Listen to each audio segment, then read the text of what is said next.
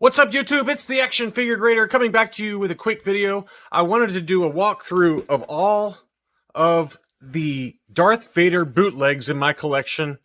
I do not own any super rare ones, but I did put together a couple of segments that details some of the other bootleg Darth Vaders that are available out there from around the world that are extremely rare, extremely expensive. Probably will never grace my collection unless I win the lottery, but I wanted to be a little bit more comprehensive than what I own. But there are a number of different options out there. This is by no means supposed to be a comprehensive Darth Vader bootleg video, but I did find a number of cool ones. A few of my friends in the bootleg group on Facebook sent me some photos of their super rare ones, so we'll take a look at those in a little while. But I do own, I guess, 9 bootleg Darth Vaders. They are Polish and then they are Mexican. So let's take a quick look at them. And I'm going to start with this larger one. I've shown all of these on my channel in some form or fashion, but this is a late 80s, possibly early 90s bootleg that I had encapsulated with the card back and the original baggy material.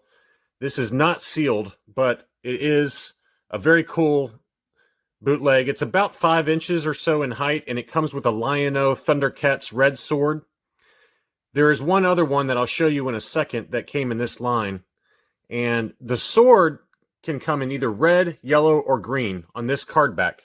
And it's a very interesting card back. The artwork leaves something to be desired, but it's got its own charm. It's got Luke Bespin, Han Solo, Leia, Chewbacca, Obi-Wan Kenobi, and then, of course, Darth Vader. And the Darth Vader is a very stylized figure. It is fully articulated, but you can tell he's pretty stylized. So this would be a later version of the Darth Vader bootlegs, and it is quite large. So I had Collector Archive Services put it together to make it look like it's still mint on card. You can still find these in varying prices. I apologize about the glare. The other one that is in the line that I've also already shown is this Luke Jedi. He's an ugly bugger, but it's cool to have both of them. They both have the red swords. I have seen green and yellow, like I mentioned, but it was very difficult to complete this Luke. I had this Luke for a long time with the card back in my collection, but did not have a sword for it. So it took quite a bit of hunting, and I did finally find one to match up with the Luke. So these are the only 2 figures in this kind of larger 5-inch, 6-inch scale. The predecessor, so to speak, to the Black Series, and they're very cool figures. So that is the first one. The other larger one I have is this 2-pack baggie that I've already shown you. This is another one that's, again, has the stylized look to the Vader. You can always tell a later bootleg in Mexico by these kind of stylized paint schemes and sculpt to the face. These came with a header card that stole directly from the licensed figure artwork. It's got the Rebel Troop transport along with the Kenner figures on there. It's got the Millennium Falcon. And for whatever reason, this was a 2-pack baggie. I've seen a few of these available in the bootleg group, or maybe not available, but showing off. It has the Biker Scout with his speeder bike on the back. But another interesting kind of stylized look to the Vader. Now, the earlier sculpt that I have is right here. You can tell this is maybe a little bit earlier sculpt based on the face paint scheme and so forth.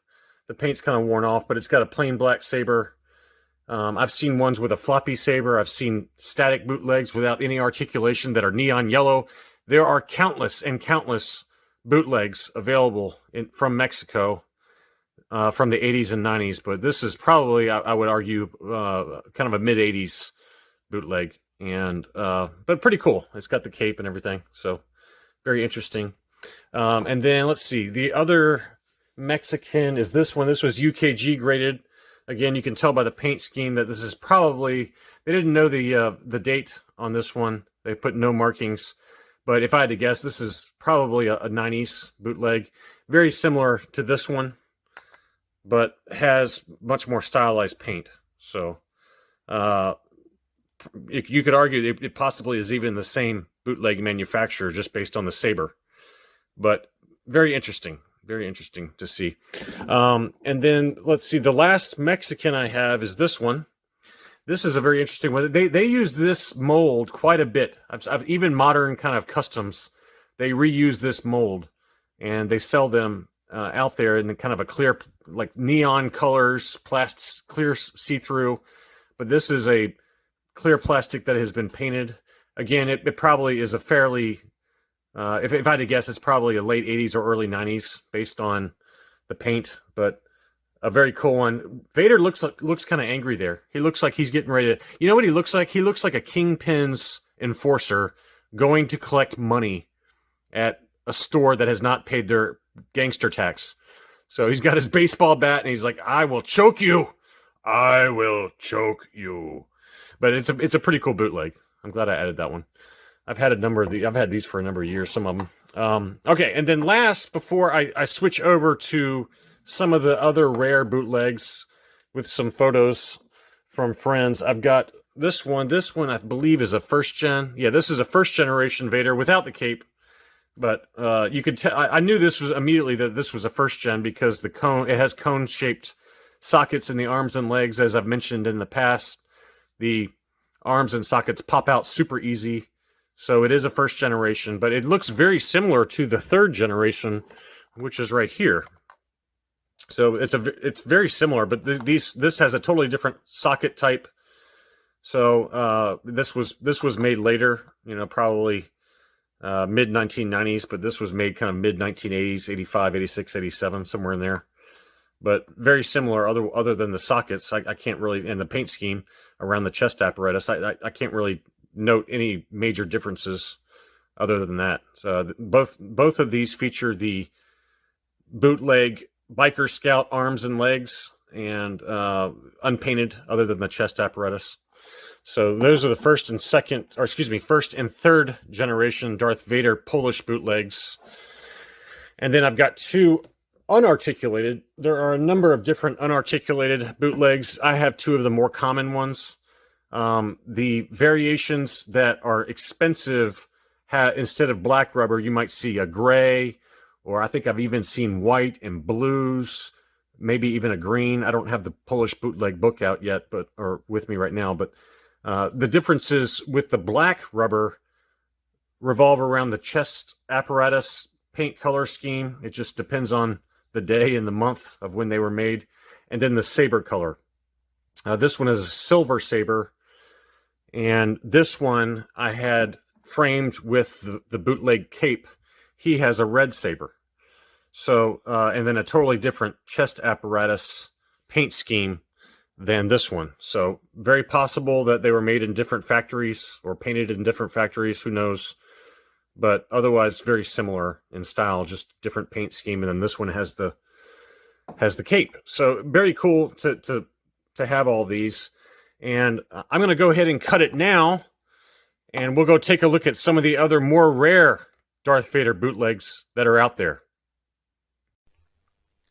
First off, I want to start with the creme de la creme, the SB Products Uze Turkish bootleg. This Vader is a mint-on card example. The bubbles are known to be super fragile. These came out in about 1988 and had about a dozen or so figures in the line.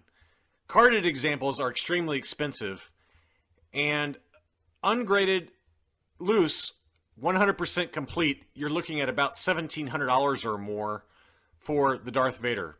There are some slight paint variation differences in the chest apparatus for these Uze Turkish bootlegs. Another interesting Darth Vader bootleg is this Dutch bootleg that you see here. It's kind of a stylized look to the Vader, very chubby. He has what looks like a antique knight's sword in his hand, as well as a hole above his head. These were actually designed as a keychain, believe it or not. And there were several bootlegs in the line, including C-3PO and Chewbacca. There is another larger set of Dutch bootlegs that include Vader, C-3PO, Chewbacca, and I believe one or two other characters. They are a lot larger than these, and I think are around 8 to 10 inches. Another famous bootleg comes out of Brazil. Here are two examples of Brazilian Darth Vader bootlegs.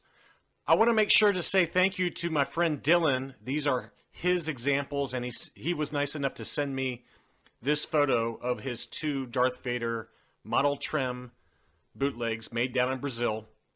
The model trim bootlegs were an interesting line and are very rare and expensive. The vast majority of these model trims are made out of lead. There are a few that are made out of either resin, like a hard resin plastic material, or in the case of reuse is believed to be the only model trim that is made of a hybrid of resin and lead. But these came out in the mid-1980s. Model Trim was the name of the company, and they were previously known for making model train props and different setups like that.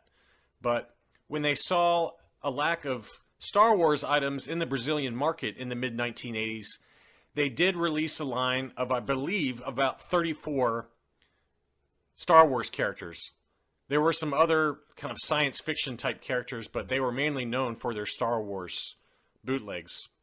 The model trims came in 3 different types of boxes, like the one you see here. This is off of the Collector Archive Service's website and is Obi-Wan Kenobi. But the boxes were fairly generic. This is Aventura na Galáxia. Excuse my pronunciation. Some of the boxes did have the name of the figure as well as a number, but this gives you a general idea of what they look like. They're ultra rare, very fragile for the most part. The paint does not stay on very well, but they are very expensive and difficult to find unless you know who to ask for.